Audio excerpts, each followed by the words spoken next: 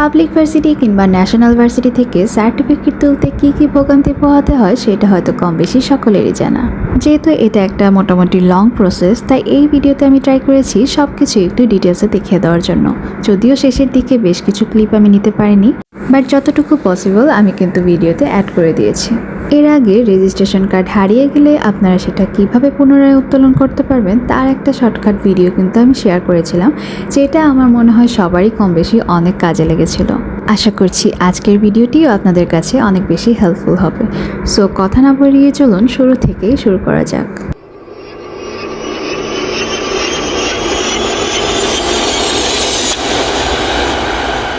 Hey guys, welcome back to another brand new video from Sisti Study with Connected Vibes. অনেক দিন পর আমি কিন্তু চলে গিয়েছিলাম আমার সেই প্রিয় campus Maulana Bhasani science and technology ইউনিভার্সিটিতে সার্টিফিকেট তোলার জন্য। তাই ভাবলাম ফুল প্রসেসটা আপনাদের সাথে শেয়ার করি যাতে আপনাদের কাজে লাগে। তো বেসিক্যালি আমার সেদিন যাওয়ার কথা ছিল অনেক সকালের দিকে, বাট যেতে যেতে আসলে এতটা লেট হয়ে গেল, তাই ফুল কাজটা শেষ করতেও অনেক বেশি সময় লেগে গিয়েছিল। যেহেতু এগুলো একটু কিছুটা লং প্রসেস, তাই আমার মনে হয় সবারই একটু সকাল সকাল এই কাজগুলো শেষ করা উচিত।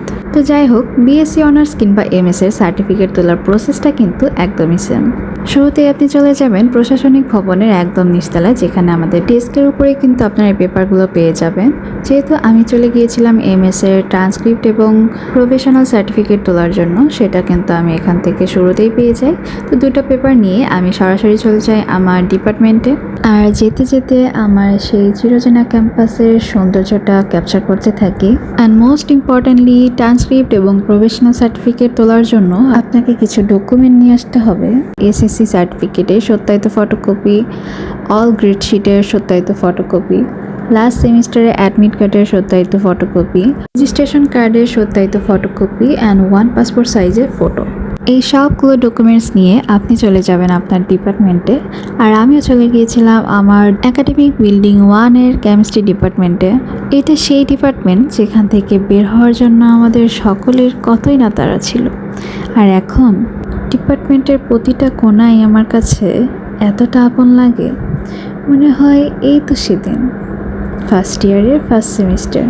গুটি গুটি পায়ে আগমন ঘটেছিল রসায়ন নবম ব্যাচের এক ঝাঁক তরুণ তরুণী। দেখতে দেখতে কিভাবে যে আমাদের এই শিক্ষা জীবনের সমাপ্তি ঘটে গেল বুঝতেই পারলাম না। তো যাই হোক, ডিপার্টমেন্টে এসে MS first semester and second সেমিস্টারের ডকুমেন্টস কালেক্ট করে সেগুলোকে ফটোকপি করে সত্যায়িত করে নিই। অ্যান্ড সেই দুইটা ফর্ম ফিল আপ করে ডিপার্টমেন্ট থেকে সাইন নিয়ে সরাসরি চলে আসি বিএনসিসির অফিসে প্লাটুন কমান্ডার বিএনসিসির সাইন নেওয়ার জন্য, যেটা ক্যাম্পাসের লাল বিল্ডিং নামে পরিচিত। এরপর আমি চলে যাই মাল্টিপারপাস ভবনের 405 নম্বর রুমে, যেটা শরীরচর্চা বিভাগ নামে পরিচিত। বেসিক্যালি এখান থেকে সাইন নেওয়ার পরেই ঘটে যায় আসল বিপত্তি, কারণ আমি এর পরে চলে যাই হলে প্রভোস্টের সাইন নেওয়ার জন্য। কিন্তু দুর্ভাগ্যক্রমে আমার যাওয়ার মাত্র 5 মিনিট আগে ম্যাম নাকি মিটিংয়ে চলে গিয়েছিল। এরপর তো অনেক রিকোয়েস্ট করার পর আমি একজন ভাইয়াকে খুঁজে পেয়েছিলাম, যে কিনা মিটিংয়ের মাঝখান থেকে আমার জন্য সাইনটা কালেক্ট করে নিয়ে এসেছিলো। ভাইয়াকে আসলে থ্যাঙ্কস জানালেও অনেক কম হয়ে যাবে, তার জন্যই বেসিক্যালি আমি একদিনের মধ্যে আমার এই ফুল প্রসেসিংয়ের কাজটা শেষ করতে পেরেছিলাম। আর হলের স্যারকেও আসলে অনেক অনেক থ্যাঙ্কস, কারণ উনি যদি ভাইয়াকে না বলতো তাহলে হয়তো ওই দিনে একদিনের মধ্যে আমার এই কাজগুলো শেষ করা সম্ভবই হতো না। বেসিক্যালি ওই মোমেন্টে আমার উপর এত বেশি প্রেশার গিয়েছিল যে আমি সেগুলোর ক্যাপচারটা ঠিক মতো করতে পারিনি। অ্যান্ড লাস্টের দিকে আমার একজন ক্লোজ মামা আমাকে হেল্প করেছিল রেজিস্টার অফিসের বেশ কিছু সাইন ম্যানেজ করার জন্য, কারণ তখন অলরেডি 3:30টার বেশি বাজে আর আমাদের অফিসগুলো কিন্তু 4টার আগেই ক্লোজ হয়ে যায়। সো জাস্ট কোনো মতে সবগুলো সাইন অ্যারেঞ্জ করে সেটা আমি প্রশাসনিক ভবনে জমা দিয়ে আসি, যেহেতু 7 দিন পরে সার্টিফিকেট আসে। আর এখানে একটা পার্ট বলতে আমি ভুলে গিয়েছিলাম, সেটা হচ্ছে আপনারা কিন্তু ব্যাংকে অবশ্যই টাকা দিবেন। আর আমি যেহেতু ব্যাংকের টাকাটা আগেই দিয়ে রেখেছিলাম, কারণ আমি দিয়েছিলাম শনিবারে, আর শনিবারে যেহেতু ব্যাংক অফ থাকে, তাই আমি আগেই আমাকে এক ফ্রেন্ডকে দিয়ে ব্যাংকের টাকাটা দিয়ে রেখেছিলাম। আর এখানে আপনার প্রফেশনাল সার্টিফিকেট অ্যান্ড ট্রান্সক্রিপ্ট তোলার জন্য মোট 900 টাকার মতো লাগবে।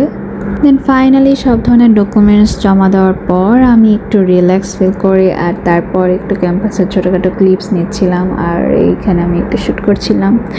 হ্যাঁ, যেহেতু এতদিন পর ক্যাম্পাসে যাওয়া, আসলে ঠিকভাবে এনজয় করতে পারলাম না এই ঘোড়ার ডিমের কাজের জন্য। তো এটাই বেসিক্যালি আপনারা একটু সময় নিয়ে যাবেন আর সকাল সকাল যাওয়া ট্রাই করবেন, যাতে আমার মতো এরকম ভোগান্তি পোহাতে না হয় শেষের দিকে এসে। তো দেখতে দেখতে আমাদের কিন্তু 4টার বেশি বেজে গিয়েছিল, তাই আর লেট না করে আমরা সরাসরি রওনা দিয়ে দিই রিকশায় করে আমাদের বাসার উদ্দেশ্যে।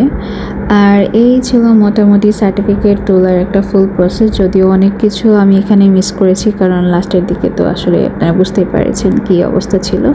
তো আশা করছি যতটুকু দিয়েছি সেটা আপনাদের একটু কাজে আসবে। আর যদি ভিডিওটি ভালো লেগে থাকে অবশ্যই কিন্তু লাইক, কমেন্ট, শেয়ার দিয়ে পাশে থাকবেন। So to do so far and stay tune for my next video. Allah Hafiz.